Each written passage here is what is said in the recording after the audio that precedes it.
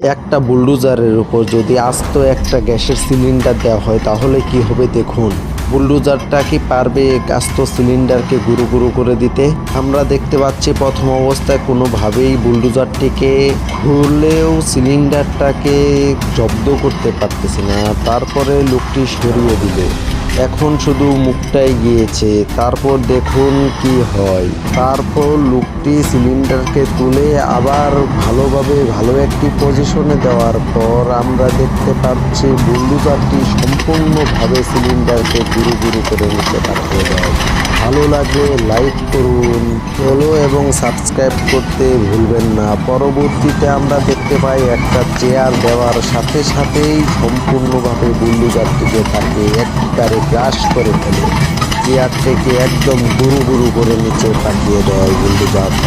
তাহলে একটি বুলডোজার কতটা শক্তিশালী।